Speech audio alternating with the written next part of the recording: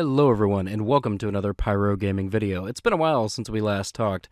In fact, about 2 weeks, and there's been a lot of stuff going on with me, and nothing bad. I mean, I am sick right now. I don't know if you can tell by my nasally voice.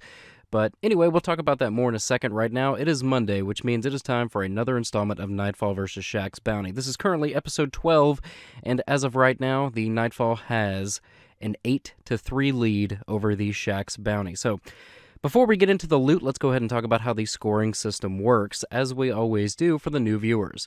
So a 5-point reward is any large double-digit chunk of strange coins or 3 of coins. This is a 5-point reward because those equal multiple exotics as opposed to just one. One exotic is worth 4 points. That is any exotic item, regardless of light level, regardless of perks. A 3-point reward is any legendary item, regardless of light level, regardless of perks. A 2-point reward is any class item, ghost shell, or Eververse Trading Company item, again, regardless of light level, regardless of perks. And that 1-point reward down there at the bottom, that is for the Nightfall only, and that is if we get a skeleton key, which has only happened, I think, twice in the history of this series.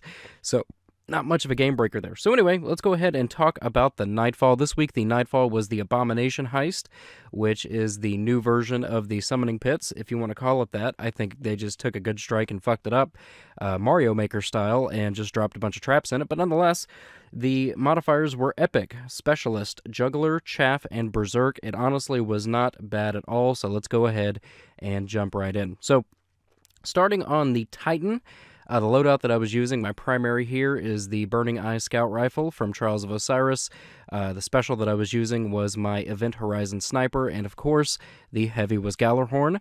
You can see that we do not pick up a skeleton key from the Nightfall boss, which, like I said, doesn't happen very often. But nonetheless, after the match, we do pull 3 points on the Titan in the form of a Something Wicked rocket launcher with actually decent perks. I believe it came with like tracking and field scout, and I forget what the third perk was, but it was actually pretty decent. I actually hung on to it because I do like to have an arc rocket launcher in my vault at all times for when it is arc burn.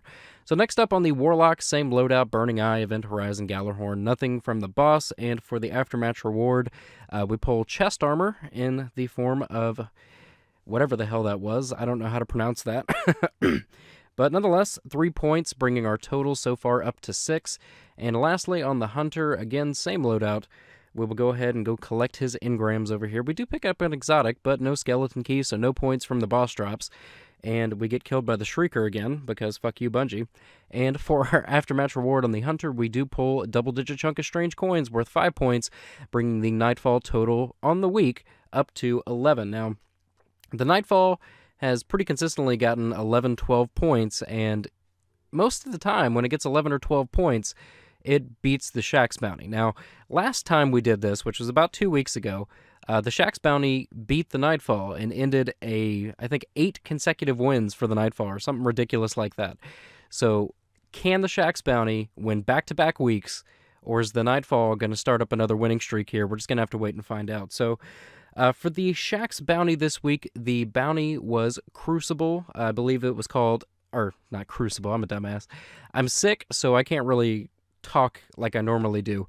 But anyway, the bounty this week was Taking Control. The Crucible bounty was control themed, so we had to go in and play control. I think it was capture 15 zones while this guy dances on my body, and I think get 30 advantage kills, get 30 kills with 2 or more zones being captured by your team, and capture B first, I think was pretty much all you had to do as the complete 7 matches. But it wasn't bad. I don't mind control. That's probably one of my least hated game modes. But let's go ahead and take a look at the loot here. We'll start with the Titan. Go ahead and turn in his bounty.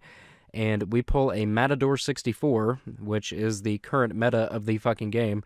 And this one actually comes with really good perks, as far as shotguns go. And I mean, it's basically a sniper rifle with the right perks, and the perks that you just saw pretty much make it a sniper rifle. So 3 points for the Titan. Next up on the Warlock, we pull a 2020 AMR sniper rifle worth 3 points. So we're up to 6. So we're going to need strange coins or 3 of coins from the Shaxx Bounty to tie it up. So it's all up to you, Hunter. What do you have? Let's go ahead and turn in the Hunter's Bounty. And what do we get? A fucking Matador 64, again, with almost the exact same perk roll that I just got on my Titan. So, in any case, I did pick up a couple of good matadors, not that I'm a fan of shotguns, but, with the current meta, you almost have to use them. But nonetheless, that brings the score, Nightfall 11 to Shaxx Bounty 9, which means the Nightfall has won yet again, bringing the total for this series up to Nightfall 9, Shaxx Bounty 3.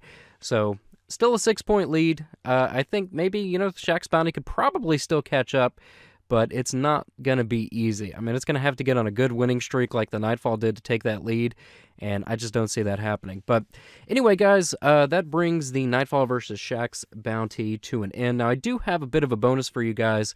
Over the past week, my buddy Icyserk, you've heard me talk about him before, he is a Trials god.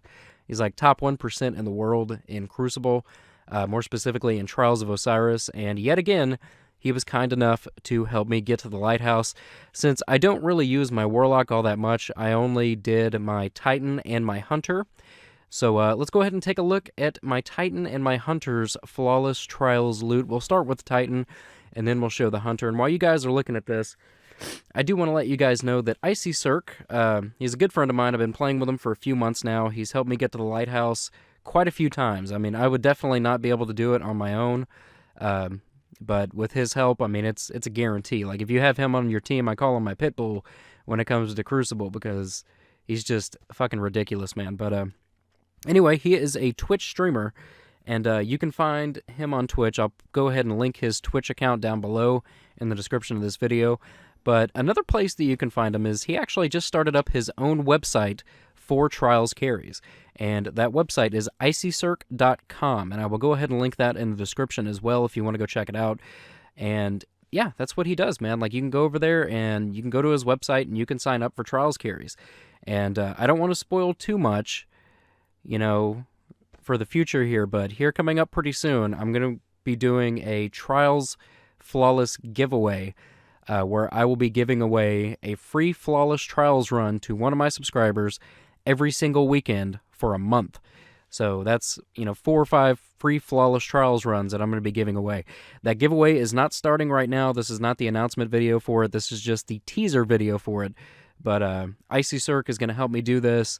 He's a really cool guy. He's a really great PvP player. And he'll be the one that will be carrying you guys to the lighthouse during the course of this giveaway. So definitely go show him some love. Go hit him up on Twitch. Go check out his website. And yeah, go get your fucking Flawless Trials on, man. But anyway, guys, let's go ahead and talk about why I have not uploaded in 2 weeks. Okay, so before Thanksgiving, I took a vacation trip. And if you follow me on Twitter, then you already know this.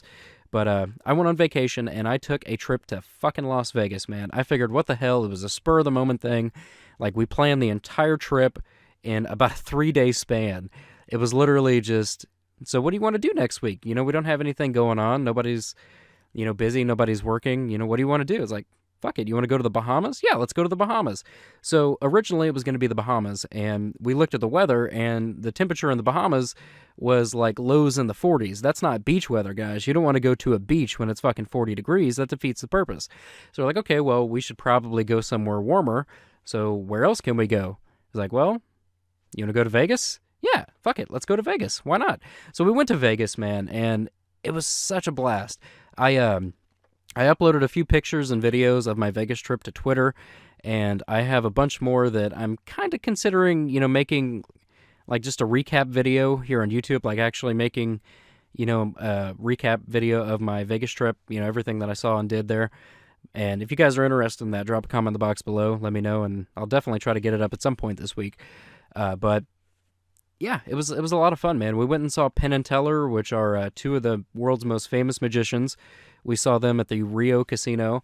We went and saw one of the Cirque du Soleil performances. This one was Michael Jackson themed, so they did like a lot of the Michael Jackson dances to Michael Jackson music.